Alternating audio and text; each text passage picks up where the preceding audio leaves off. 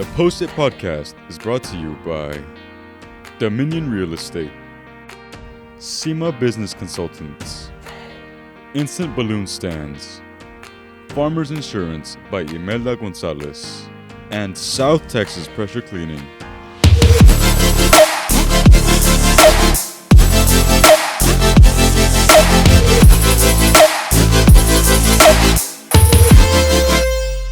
Welcome to another episode of the Post-it Podcast. I'm Cassandra Romero, and today I'm joined with Brianna Alvarez. Hey, Hi, Bri. Cassie. How you doing? Good. And we're also joined by a very special guest, Mr. Alex del Barrio. Hi, how are you doing today? I'm great, ladies. I'm glad to be here in PSJ, Texas, and ready for this great interview. Looking forward to We're it. so excited to have you on. Well, today we're here with Alex, and he's a 20-year veteran of the sports media industry as a radio, television, and live event host, reporter, anchor, and a play-by-play announcer. So you definitely have a lot on your report here. Yeah, Yes. I've got a lot. I talk with a lot of folks about my career, and they just kind of can't believe like some of the variety of things I've been able to do. I've been very blessed and to be able to kind of accomplish a lot of childhood dreams and be able to do, I'm someone that kind of gets bored, want to try out a lot of new things. And I've been very lucky that over the course of my career, I've been able to work for a lot of great organizations and great stations. I've been able to travel the world, and I've been able to travel all over the country. And it's all thanks to being in this industry. So I'm very, very grateful.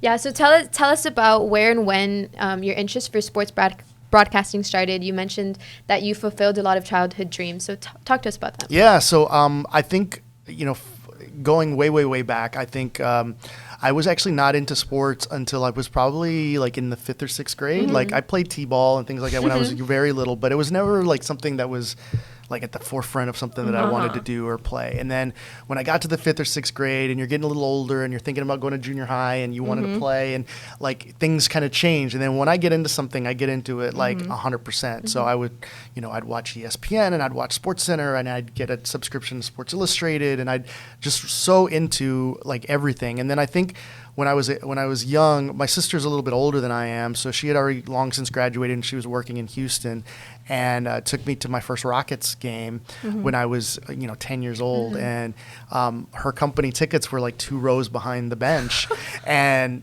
when you get to sit that close at an NBA game, like exciting. And it just so happened to be it was like the Western Conference Finals, and it was the game that they won and advanced to the NBA Finals. Yeah, that definitely leaves like an impression on you, yeah, right? Yeah, so it left a huge impression on me, and I was like, I noticed that there like the media people that were sitting in the front row, that kind of when it first clicked in my mind about something that I wanted to do, I would have loved to have played in the NBA, but I knew that was not going to be a possibility. So I think it always felt it was something that I could, achieve. And then when I got to high school, I started kind of tinkering with like different media things. Like I was in the sports newspaper. I would write as the sports editor for my junior and senior year.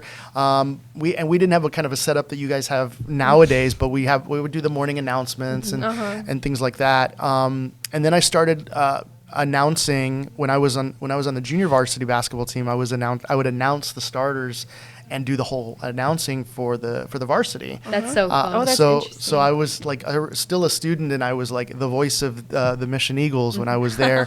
And that's kind of where it started. I knew that's what I wanted to do. That's why I decided to go to Boston University, because we had a really good sports media program. And I knew that there would be an opportunity for me to do games on the radio, because that was kind of something that I was really kind of moving towards, that I wanted to do games as opposed to just being a TV sports guy. I know I've done that in my career, but that was where I was going to get an opportunity to be on the radio and have opportunities to do that. So that's kind of where it all started for me. I think I always had an interest right around like age 10 or 11. I was also very into pro wrestling. I was always a big WWE. We read that on your bio. Yeah, I was a big WWE fan kind of growing up, and I had a few friends. And back then it wasn't as like mainstream to like be a fan. And you kind of had to find friends that also kind of had a niche. It's like I would compare it to like and maybe not so much now, but like people who like anime, Oh, right? It's like you kind of have to like look for the signs that someone likes anime, and then you're like, oh, okay. Well, you kind of same thing. You look for signs that someone likes wrestling, and then you can talk about it, right? So that's kind of how I grew up watching that, and I knew if I could ever be involved with at the time WWF and then later WWE, like that's something that I would love to do. I actually probably wanted to work for WWE before I ever wanted to do like sports broadcasting. So those things kind of worked hand in hand as I kind of grew in my career, and I got a lot of opportunities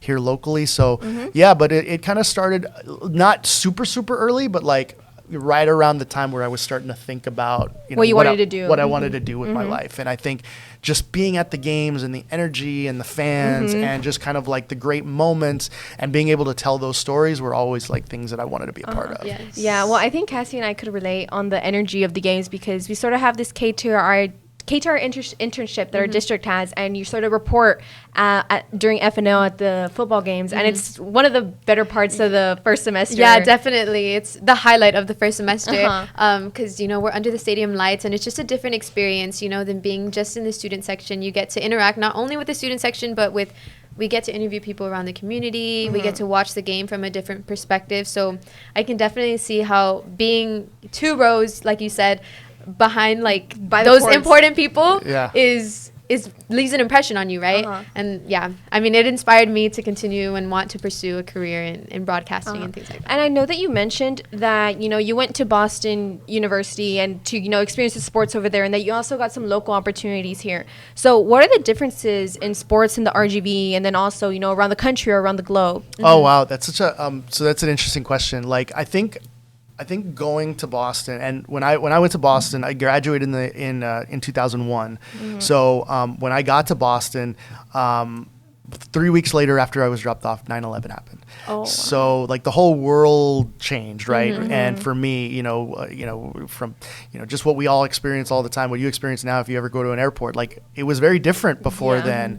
And then just from the sports landscape, I think being in Boston really kind of opened my eyes to like how massive sports at that level was, because when we're from the Valley, we're 4 hours from San Antonio, which is the nearest NBA team. We're 5.5 hours from Houston, which is the nearest NFL team, and Major League Baseball team. So it's like, it's not as accessible, especially then, to like be around it and grow up around it and see like TV coverage of things at that level. When I was growing up, it was basically high school football and Pan American, right? And that was it. We didn't even have minor league baseball until I had like gotten probably until junior high school. So the sports landscape in the Valley was like not very big. Developed. And we didn't, the Vipers didn't come till 2007. We don't have our hockey team that we had for a while. We didn't get that till 2003. So a lot of that happened kind of like later. So it was my first opportunity to kind of get exposed to different things. And like when I was there, I was so lucky that I was kind of in this renaissance of sports in Boston because the year that I was there was the year that the Patriots won their first Super Bowl. So I went to the parade when the Patriots won their first Super Bowl. A couple years later, that's when the Celtics had made it back to the playoffs, and a couple years after that, that's when the Red Sox won the first World Series in 86 years, and that was like massive to be a part of. The parade for that was enormous, right? So you just got to see like what sports means to people, like the sports culture, especially a place like that where it's like the local news leads with sports when the Red Sox are in the playoffs or when the Patriots are in the playoffs, right? It's that important to that community, like what the Patriots are doing, what the Red Sox are doing. No different than New York, no different than Chicago. And that kind of like galvanized like what I wanted to do because it like I wanted to do this at this level, right? And I know I'm not from here. I know I'm not, I didn't grow up around this, but it's still something like I wanted. And when you experience it, going back to like even when I was a kid and going to Houston and seeing it there, like it really kind of fortified what I wanted to do. And it's like, I want to be a part of this. And what was really cool is like when I came back, that's when like our sports culture tried to change. Like the arena in Hidalgo was built. We had the hockey team and the arena football team that was there, and then the Vipers came in a few years later. And I was their first radio announcer when we won the championship in 2010. I did minor league baseball here, and I did the Pan American games for a while. So like as I was very lucky as the sports landscape here was growing, I was able to like participate it at a young age and like, well, Alex already does these games, like let's have him do our games too, type of thing. And it was just an opportunity for me to kind of grow, and every opportunity that I had here led to another opportunity here. So I was able to get a lot of reps and a lot of, chances to grow and get better at my craft, just because I was in an area that was kind of booming and the sports landscape was booming, and I was very lucky because of that. So keep telling us about how you noticed that growth here in the RGV. You kind of mentioned the beginning of it, right? But what about now, today, 2024? Yeah, it's changed quite a bit. I think, especially as we're recording this, I just came from the press conference over at what is now the Robert and Janet Vacker football stadium. We were actually just talking about that right before you guys changed. So, and that stadium was built for a USL soccer team that now is no longer here, but now it's going to be a part of something that's growing. And I think what's been different now as opposed to 10, 12, 15 years ago is like where our college sports landscape here was not in a good place. And Pan American was not in a conference. The volleyball team was struggling. The men's and women's basketball teams were struggling. The women's had never had a winning season at that point. The baseball team hadn't been even competitive for 10 years at that point. But now you look at where they are now as UTRGV, and it's a place to be. It's a place to be. The baseball team. We don't have minor league baseball anymore, so our college baseball team is like where you go to go watch higher level baseball. Yes. A couple years ago when Texas was here, we had. I heard that game was crazy. Also, the UTRGV women's volleyball versus the UT Austin game. That one was good too. That was great, and we had UT's women's basketball team here. We had the University of Oklahoma has come down here for men's basketball. So we've it's just changed, like the way Pan American or now UTRGV is perceived, the way that it was 15 years ago. That's changed dramatically. I think it definitely put like our name on the map in a good way, right? The growth has been exponential because even then, like I go to UTRGV, when we had a tour and stuff, and they actually receive so many like international students that come here for D1 athletes, sports. Yes. Athletes, and not to mention we're D1, right? So so it definitely opens a lot more doors for us. And I think too, people are just starting to take more notice, with streaming and with the ESPN Plus coverage that they do now, like more people can watch UTRGV than ever before. And just like it's just a different vibe, to steal a word from y'all's generation. Right? It's just a different vibe when you go to games there now. And now you have the idea that football is coming, something that, as an alum of Pan American, like we never would have thought was like on the horizon. And now you just feel like all these little steps along the way, and pretty soon we'll have players actually on campus and have a practice here in 24, and then the first game's like in 2025. So it's amazing to think that we're that close to having something that we never thought we would ever have. So that's changed a lot. The Vipers have obviously done really well ever since they opened Bird Ogden Arena. That it's kind of changed.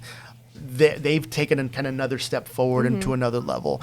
I would really love to see us have minor league baseball back. I think that is something that our market is sorely missing, and I hope that one of these cities can figure something out to try to get that back, because I do think there's a lot of untapped potential, and I think a lot of the perception of why some of those teams did not work are not because that people didn't support it. It was because of other circumstances outside of the fans or even the team's control. No, I think definitely like a minor league team here would do amazing, just we because have so much influx of baseball players.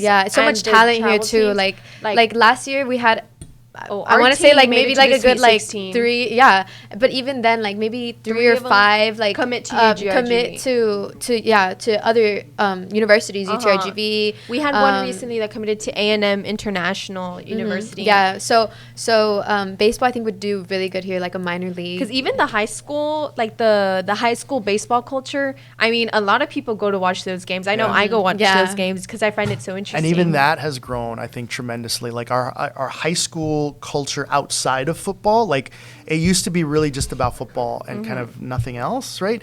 I remember when I was in high school, like no one went to the volleyball games, and now like everyone goes to the volleyball. Everyone games. goes to the volleyball games. It's like the thing. It's like the thing to do middle of the week, right? Like on a Tuesday. Tuesday, like everyone's looking forward to the big volleyball match, and then especially when you have those rivalries, like y'all versus Raiders, or like McAllen versus McAllen Memorial. Like it's packed. Game just they're really, really packed, and that's really cool to see. And then you go to the spring and you see what softball is. Yeah. Like softball is massive in popularity, and I'm really excited, and especially, and I say this to Mr. Garcia all the time, the athletic director here, that I'm so happy that they've invested in the baseball and softball stadiums here at PSJ and all the campuses, because a lot of the fields were like in really bad shape for a long time, like around the valley. And you put those turf fields in, and now all of a sudden you have a really nice facility for those games. For the athletes, Yeah, we've definitely gotten a lot of compliments. I know last season we had some sport. I think it was the Mr. Garcia, and he kind of talked to us about that too. That he would get compliments about our baseball and softball fields because they have really transformed. Yeah. I think our facilities are some of the best that we have in the district. So. Yeah. I don't know, I'm just and I know that you did mention that you do have an interest in multiple sports, and you also call like national college basketball. So what's throughout the year and all the seasons that happen, what's one of your favorite seasons that you like to report on or broadcast on? So basketball, going back to like the Rockets and like during the time, I'm like wearing my Jordans today, that was like the heyday of Michael Jordan, right? So like basketball was like the in thing for my generation, right? It was like the NFL was big, right? But like we loved the NBA, like we loved Michael Jordan, we loved like that whole culture behind the NBA All-Star Game was always like a must watch every year, and that was an era with so many great players like Charles Barkley and Karl Malone and John Stockton and Scottie Pippen, and then Hakeem Olajuwon, Clyde Drexler, the guys that were really good on the Rockets too, and it was like kind of before that, like the Tim Duncan era, the Spurs. So like you had some really strong kind of teams. So I fell in love with basketball. So every year, like we're recording this right in the first day of March Madness, right? And like I was telling my friends, I have a group chat with some of my best friends, and like this is my favorite weekend of the year, right? Because like you're filling out your bracket and you're watching all these games, and some of them are, I was looking at a tweet today from one of my really good friends. He's like, "Oh yeah, like I totally put Duquesne to win this game, a school I totally heard of before this tournament began." Because it's like you hear about these schools that you've never heard of before, all of a sudden playing in these games that you care about, and it's such a blast. So I enjoy basketball season more than anything. Obviously, college. I get to do college football as well for CBS, and that has been a real joy for me to learn how to do games at that level for TV. And I think that's been a lot of fun. But when the calendar turns to basketball season, that's my number one. It's always been my number one. And I always my dream was always to be doing games in the NBA, right? Or do what I'm doing now, like doing national college games. And it's just something that will always bring me joy to sit at a table courtside while the game is happening in front of me. Like there's no better seat in sports. In football, you're 5 stories up in a booth, and for baseball, kind of 3 stories up in a booth.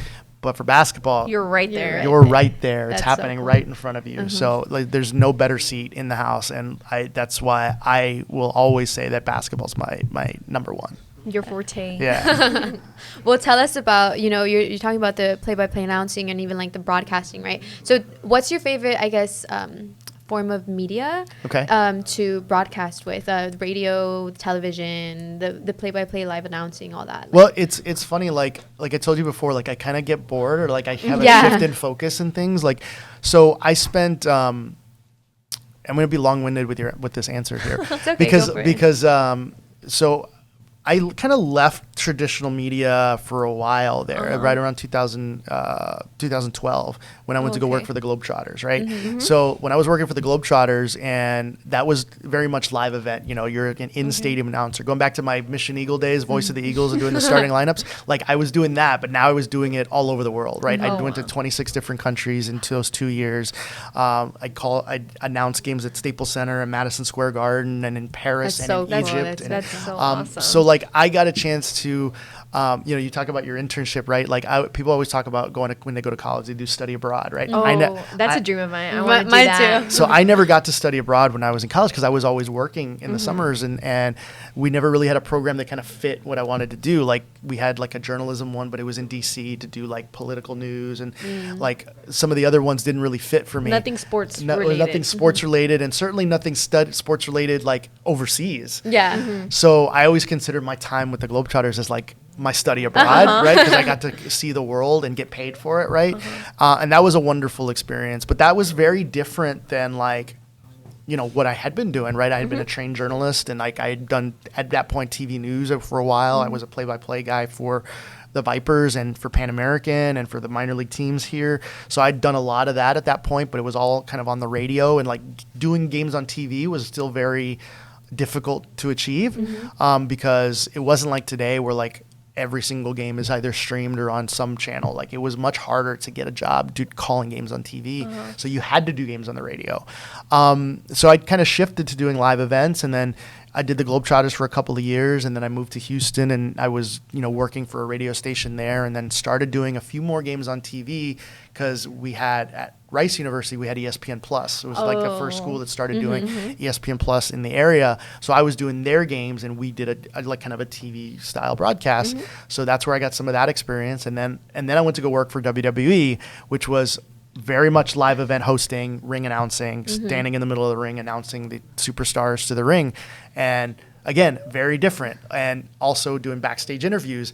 Those interviews, though, scripted, right? Because it's like, for those that don't know, it's not real, right? It's scripted entertainment. So you're going over your script and going over like how you're supposed to react to the talent and all that, and how they're supposed to interact with you. So it was very much like live event hosting on the weekends, and then when we would do TV, like learning like acting, right? Yeah. Like you're acting as an interviewer. Yeah. You're like a fake announcer. Yeah, you're memorizing your lines, and then you have your reactions. Yeah, you're a fake.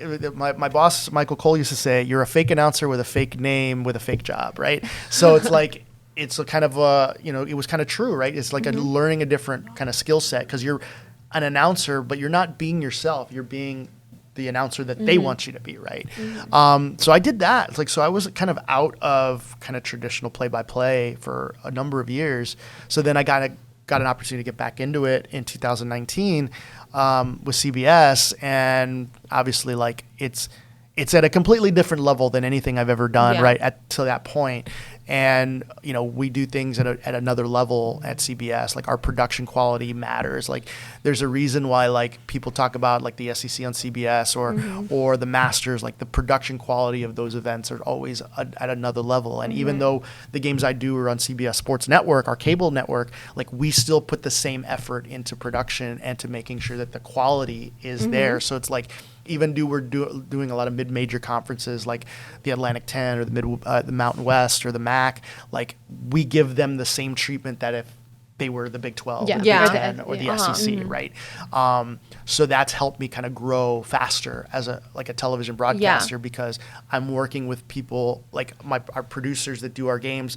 They're the same producers that are doing the NFL on Sundays, right, for CBS, or they're doing like the Masters, right? So I'm working with people that are at a very high level, and by doing that, I'm getting an opportunity to kind of like improve, get to that level. Exactly. I'm very curious because I know you mentioned, you got your job with CBS, and it's I would consider it a very prestigious job because it's one of the biggest news broadcasters in the U.S., like nationwide, even internationally. So by getting this job, was it, an interview process, or did they see some of your other work and then reach out to you? Yeah. Like, I'm curious about how you got to this point. Yeah, I'll walk you through some of that. So I was at WWE, and I had gotten released in May of 2016, right? They did a purge, like usually after WrestleMania, they purge a lot of talent, right? So it was wrestlers and announcers alike. So I was like kind of looking for work. I went back to Houston, and I went to a journalism conference in Washington, D.C. It's the NAHJ, National Association of Hispanic Journalists, and NABJ, which is the National Association of Black Journalists. They do a joint, at the time, we did a joint convention every 4 years in D.C. because it was always the presidential election year. They would always bring the candidates in, and it was this like huge. That's an amazing experience. So it was like this huge collection of journalists, like all descending on one place, like minority journalists, right? Yeah. And it was an opportunity to, at these conferences, there's also a massive conference. There's always these meetings and there's these opportunities to like network and all that stuff. But there's also a giant job fair, right? So all the networks are there, like all the local TV stations, like Scripps and Nexstar and Sinclair, they all send representatives there to fill spots at their stations. ESPN is always there, and they always have this massive booth. Fox Sports is always there, and CBS had a booth, and it was just a CBS News booth. And CBS Sports is really a separate department from CBS News, right? Because we're all Paramount. Is our larger company. So Paramount is like the entertainment division, right? That's like MTV and Comedy Central and like all the properties they own. Like they own the Nickelodeon and the Ninja Turtles and all the the rights to like SpongeBob and all that stuff, right? And then we have CBS News, which is our news division, and then we have CBS Sports, which is very much live event sports. Like we don't do a lot of like sports news, although we're doing a little bit more of it now. But so, I just so happened to pop into the CBS booth, and the radio station I worked at in Houston was CBS Radio. So, and at the time we had not been, we were in the process of being sold, but we were still CBS Radio. So I had some connections there. So I decided, you know what, I'm going to go to the booth and introduce myself and see what's going. And I was like, basically you take your phone and you've got your demo reel on your YouTube page and all that stuff, and you're just showing it to different people, and they give you their feedback, and then or maybe you'll have an interview if it's like something like they have an opening for that you can do. So I met my boss at the conference. His name is Ben Stauber, and Ben, he looked at my reel and he's like, and my reel had some stuff that I had done with the Vipers because I had done like the D-League showcase for Turner Sports, for a couple of games, and then I had done a bunch of games at Rice. So he watched my reel and he's like, dude, you got a really good voice. I really like it. And so we talked. He's like, here's my card. Email me when you get back, and then we'll see if we have anything for you. Because conference was I think in August or might have been late July, early August, right? So kind of a few months away from when they like put together their schedule for college basketball. And at this time, I didn't know any of those things, right? Like I just knew like, hey, I want a job and I want to do games. Like, can I fill in for you, right? Anytime that you have games, because that's how you kind of start as the fill-in person. Yeah. And then you work your way up. Eventually you get a package of games and then go from there. So that happens. I email him. I try to stay in contact, and he's like, Alex, I like you. I want you to keep in touch with me, but I don't have anything for you this year. Like we actually lost a package of games, so I had to lose a play-by-play announcer this year. So like there's even one, I have one fewer spot than I thought I was going to have. So but keep in touch, hit me up next year, whatever. And at that point, like things in my career had changed. In 2017, I was working for another local station here in the Valley, or I had just started with another local station in the Valley. And I didn't reach out then, but we had stayed in touch like kind of during the summer. It wasn't until 2019 rolled around, which was 3 full years later, that I reached out. I was kind of in between jobs, right? And I was thinking about moving back to Houston at the time. And I reached out and I said, hey, I'm just letting you know that I'm going to be doing the play-by-play thing full time now. Do you have anything for me? And he's like, let me get back to you in a couple of days. So he emails me back in a couple of days. He's like, hey, I think we have something for you. Stay tuned. I'll get back to you in 2 weeks. So, okay. And 2 weeks later, two weeks later happens. He's like, hey, I got a package of games. I've got 9 games for you here. I wish it could be more, but this is how we usually get started. And I had no thought I was going to get that many games right off the bat. To me, 9 games was like, I thought I would get like 3 or 4, right? And just to kind of get started. And he's like, I have these games for you. I wish they were more. And I'm like, I'll take them, right? Because I was just kind of looking for work at the time. And that's how it started. And my first game was in January of 2020. And it was in Akron, Ohio. It was Ball State against Akron. And that was my first game on CBS Sports. And I'll tell you, like, I did my first game, and I don't think you realize like how different it is when you have a producer in your ear while you're trying to talk and do your broadcast. I can't imagine that. Just thinking like, you're doing the game, picture you talking or whatever, and you're like, all right, this replay's coming up. It's the guy, in number 34 with the dog, like in your ear while you're trying to like talk during the game, right? And I'm like, I kind of stopped for a couple seconds so I could listen, right? Because like your brain isn't used to it. It has to compute it. Yeah. Right. And a lot of times what they're doing is just kind of setting up the analyst, letting them know what replay is coming up. But they're talking to both of us, right? Yeah. And I wasn't used to it. So, and I just thought to myself at the end of the game, oh my God, it was terrible. This is not going to work. They're going to fire me after this game, like type of thing. If sure enough, like I did really well. There were some really good moments that I hit. My boss gave me a kind of a pep talk in between. He's like, I thought you did great. I was so excited for you. I'm so happy for you. Like, and that's the kind of place CBS is, right? It's such a nurturing, encouraging environment where they want you to succeed. It's like, I remember, so the voice of our Final Four now is Ian Eagle, who's also the voice of the Brooklyn Nets. And he does the NFL. He's our number 2 announcer for the NFL. Like he just does everything, right? I emailed him the day before I flew out to Akron, and just kind of on a whim, like I didn't think he'd email me back. And he like gave me this long email saying, congratulations, I'm very excited for you. Here's some advice. And he gave me some tidbits of advice, like being nice to the crew and, making sure you do what got you here. He's like, you wouldn't be here if they didn't think that you could handle this at this level, etc. And like that kind of gave me all the boost, confidence that I needed as someone that's from a small town in South Texas.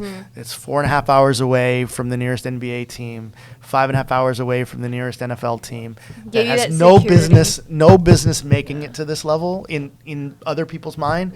And I was there, and that was like the last kind of bit of confidence I needed to do that. So that's like.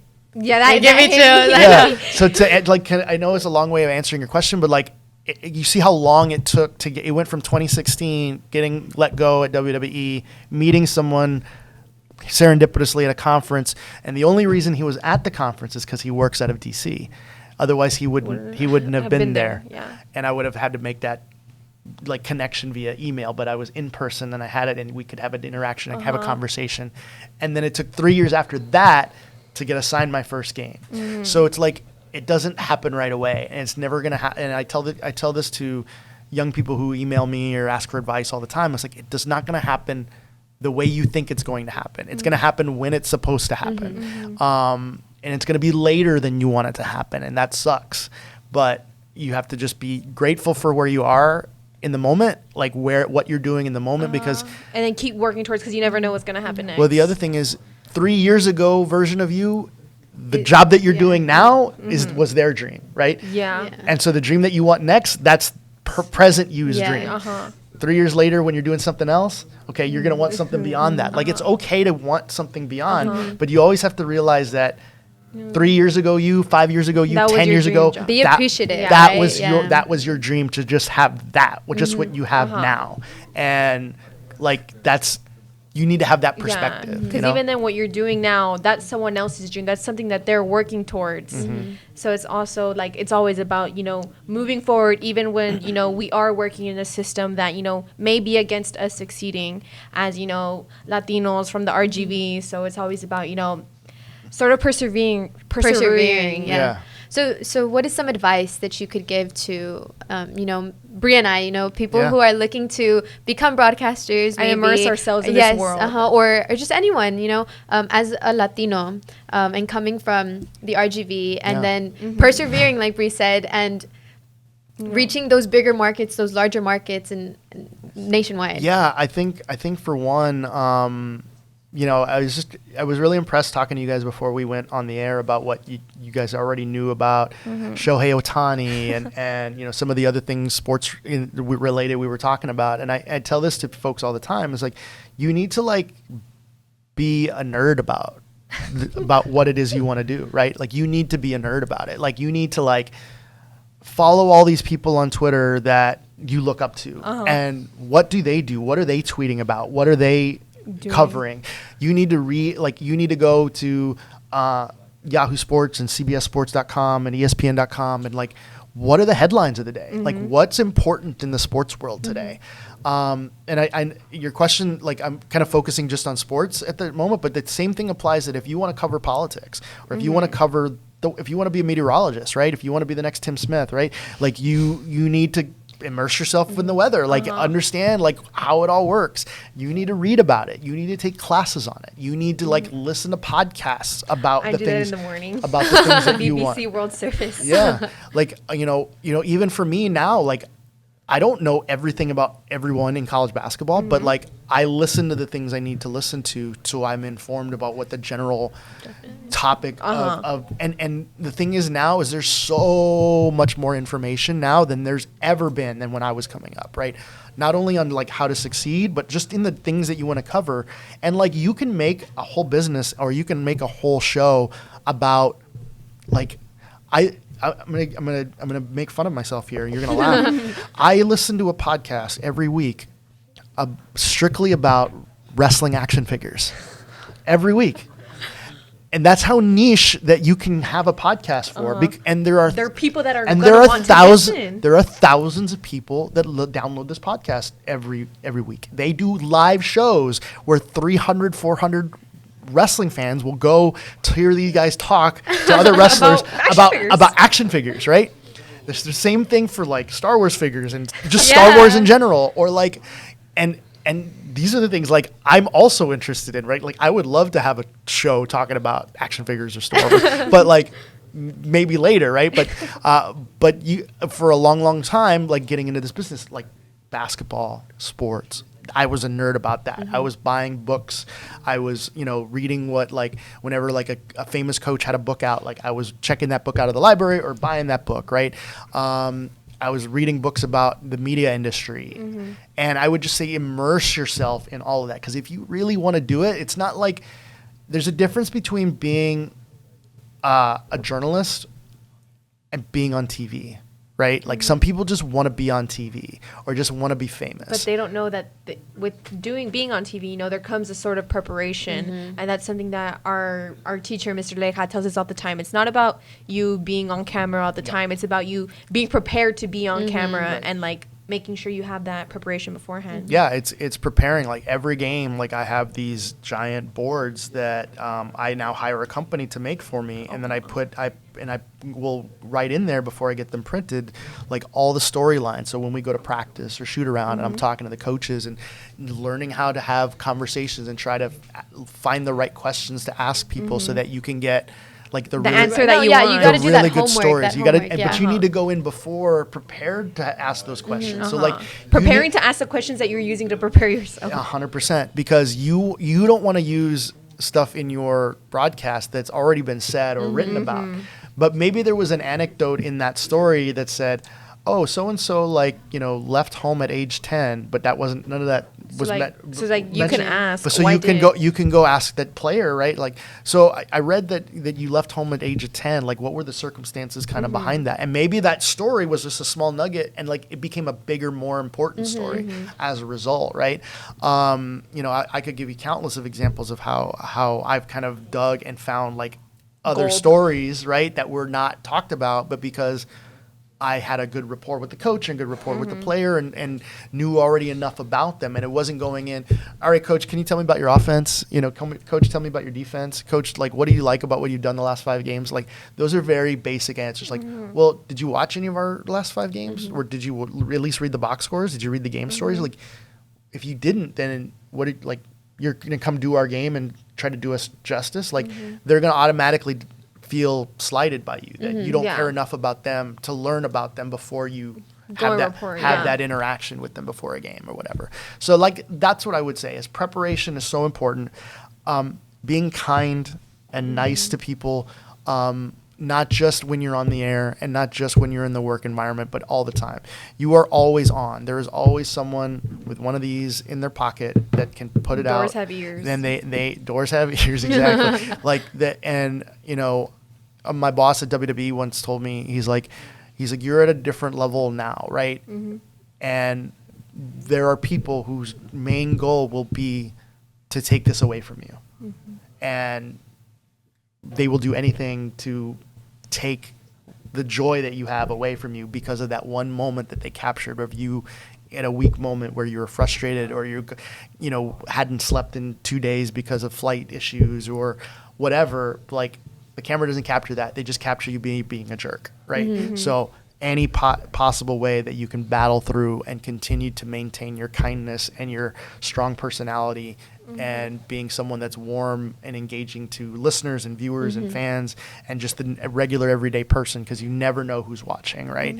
Obviously, I would say beyond that, just perseverance is the word, right? Like, in the media industry, it's so much about talent is important, right? Hard work is important, but some of this is luck. Like, so much of it is dumb luck, right? I just so happened to be born in an era to where when I was a young adult, the sports landscape grew in the Rio Grande Valley. Yeah. And I got all these opportunities as a result because I was the only kid in the region that wanted to be a play-by-play guy. Or at least I was the only one that was putting in the effort to try to make it happen, right? And yeah, I was good, right? I was good enough to do it, but it doesn't mean I didn't need to work at getting better and all those things. But still, getting those opportunities are sometimes pure dumb luck. It just so happens like the job right that place, you right time. Right place, right time. Like, the job that you want needs to come. Like, these jobs don't come open. Like, my bosses at CBS tell me all the time that you're at one of the hardest networks to get to because we're not ESPN and we're not Fox. We don't have a lot of inventory compared to, ESPN has 5 channels and they do just about every college conference in the country that they do games for. They have the NBA, they have Major League Baseball, they have the NFL, they have the NHL, they have the hot dog eating contest every year, right? Like, they have literally everything. Fox, kind of same thing. They have the NFL, they have college basketball and football, they have Major League Baseball. So they have all of this inventory, auto racing. And CBS, we're pretty much the NFL and college sports, right? And we have one cable channel and one network channel. That's it. He's like, this is the hardest network to crack into. But once you're here, right? And now the wait starts again because now you're behind all these people because nobody leaves these jobs because it's a great place to work. And it's a great job. Like, it's an amazing job. We talked about being courtside and what that is and how fun that is. Same thing for being in an NFL stadium, right? It's an amazing place to be. But you've got to be patient and wait for those opportunities. And that's tough, right? Because you want to get to where you want to get so quickly, right? You just I made it now.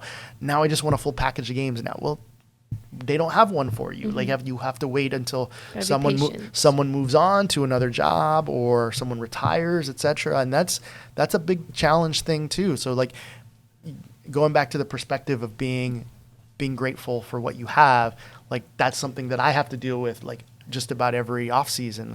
I just finished my last college basketball game a week ago.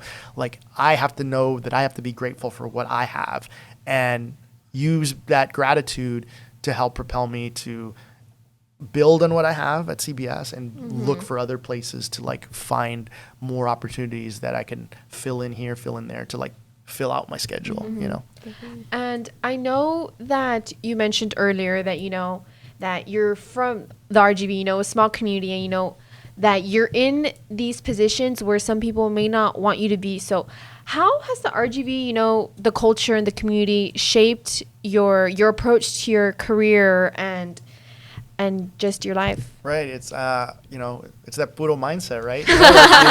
Que si se puede. Yeah, exactly. I think what's always interesting, and I think y'all saw this kind of from afar this football season, right? I'll use it as an example. When there's one Valley team left in the playoffs, right? That's the our team we that's all root us. for. We all root Yeah. for, right? You guys are Bears, right?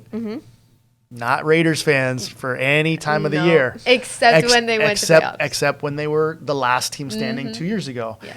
This year, Raiders were out. Veterans moved on. Brownsville. All of a sudden, everyone cared about Brownsville veterans, right? That's kind of in a lot of ways, for my career, in a very small way, my job at Channel 5, for instance, when I was there for the 3.5 years I was there, it was important to a lot of people that I was from the Valley because I could tell Valley stories. Like I could tell the stories of people, for instance, when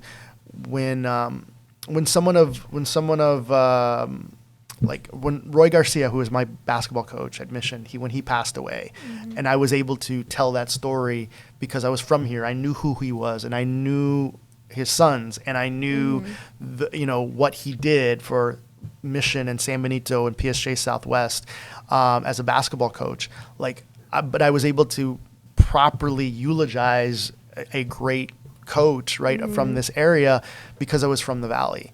And those are the things that have always been important to me, is being able to kind of be this connection to the past of Valley sports history, right? And, now I'm sitting on the board of the RGV Sports Hall of Fame, and that's one of my great honors now because, I feel like I can, in a non-media role, be a part of something greater and being a part of, establishing the legacy of, of people from the Valley that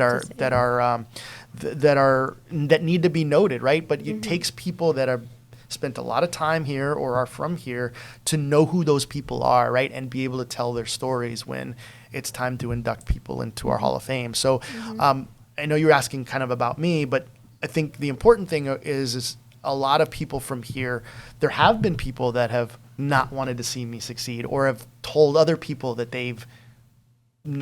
didn't think I deserved something or whatever. But there have also been countless more that are in my corner that want to see me, that whenever something good happens to me, when I signed at WWE and I put that Facebook post up, and I still will go back to it and just see all the kind messages that I get from people that you even hadn't talked to in years, but they're all of a sudden proud because they're a fan of WWE and they're a fan of you, and they're so excited that someone from the Valley, that they can say that's La Raza right there. You know what I'm saying? Yeah. And even now, my the high school basketball coaches here, some of them didn't even know that I was on CBS because we're on camera for 5 seconds, in the 2 minutes in the beginning of the show and 5 seconds at halftime, right? So pretty much you just hear my voice, and I'm just not saying we all sound the same because we don't, but a lot of people sound pretty similar. But when people started finding out that I was doing it, oh my God, it's from the Valley, and he's doing these awesome college basketball games that I'm watching. So it's important to a lot of people what I've been able to accomplish and what I've been able to do. And when I do my ESPN radio stuff, I do that from my house, but I'm on all over the world, right? When I do my ESPN radio stuff, and that means a lot to a lot of people, and people will tell me that kind of this day, we're so proud of you, and that makes me feel glad that I'm someone that can represent not only the larger Latino community, right? Because there's not a lot of people that look like me that do what I do in English, right? But there people from the Valley can see me and say, that's Puro 956 right there, Yes. Yeah. You're right. Well, thank you so much for coming on. We definitely learned a lot about you. You're very inspiring. You inspired me. I'm sure you inspired me. And I'm sure you inspired everyone listening. Yes. Thank you so much for taking time out of your day to join us. This was it for this last podcast episode. Make sure to join us for the next one. Thank you so much, and go Bears. This posted podcast was brought to you by Dominion Real Estate, SEMA Business Consultants, Instant Balloon Stands, Farmers Insurance by Imelda Gonzalez, and South Texas Pressure Cleaning.